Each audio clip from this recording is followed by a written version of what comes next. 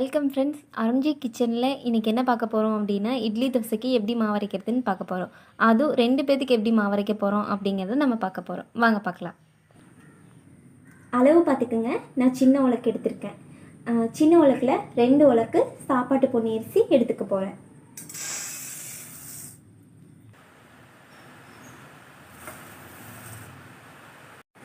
அப்புறம் இட்லி அரிசி 2 டம்ளர் எடுத்திருக்கேன். அடுத்து பச்சரிசி 2 டம்ளர்.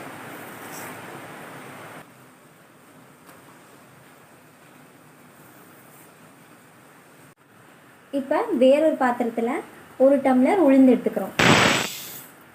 அது கூடவே நம்ம வெந்தயத்தையும் ஒரு ஸ்பூன் சேர்த்துக்கிறோம். இப்போ இது ரெண்டையுமே நம்ம 3 மணி நேரத்துக்கு கழுவி ஊற வச்சிடணும். அரிசியும் உளுந்தும் இப்போ நல்லா ஊறிடுச்சு. இனி நம்ம கிரைண்டரில் போட்டு அரைக்கலாம். லைட்டாக தண்ணி ஊற்றிக்குவோம் அரைக்கிறதுக்கு முன்னாடி. ஃபஸ்ட்டு நம்ம உளுந்தை போட்டுக்கிறோம்.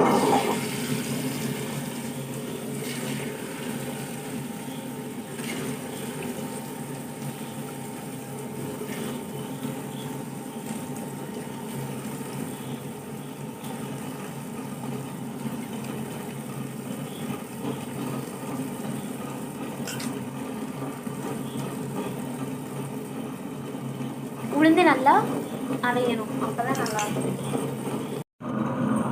இப்போ உளுந்து நல்லா அரைச்சாச்சு. இப்படி நம்ம எடுக்கும்போது ரொம்ப லேசாக இருந்துச்சு அப்படின்னா வெயிட் இல்லாமல் நல்லா பொங்கி வந்துருக்கு. அப்போ போதும் உளுந்து அரைச்சது. இப்போ நம்ம இதை ஒரு வேறு பாத்திரத்தில் மாற்றி வச்சிடலாம். அடுத்து நம்ம அரிசி போட போகிறோம்.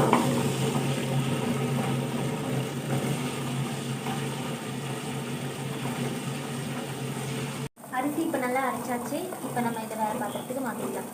மாவு அரைச்சாச்சு. இனி தேவையான அளவு உப்பு போட்டுக்கலாம். உப்பு போட்டு கரைச்சிட்டு 8 மணி நேரம் கழித்து நம்ம இட்லியோ தோசையோ பண்ணிக்கலாம். இட்லி நல்லா பஞ்சு மாதிரி வரும், மெதுன்னு. தோசை ஊற்றினோம்னா நல்லா மொறுன்னு வரும். அவ்வளோதான். Thank you friends. இட்லி ஊற்ற போகிறோம். இட்லி எப்படி வருதுன்னு இன்றைக்கி பார்க்கலாம்.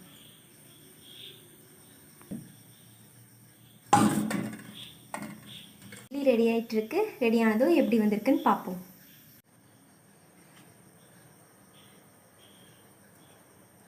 இட்லி சூப்பராக வந்திருக்கு, நல்லா மெத்துன்னு. இப்படி ஓப்பன் பண்ணி பார்த்தோம்னா இந்த மாதிரி இருக்கணும், பபிள்ஸ் தான். சூப்பராக வந்திருக்கு இட்லி, நல்லா மெதுன்னு பாருங்கள். Thank you friends. நீங்களும் ட்ரை பண்ணி பாருங்கள். இட்லி நல்லா வந்தால் மட்டும் எங்கள் சேனலை சப்ஸ்கிரைப் பண்ணுங்கள்.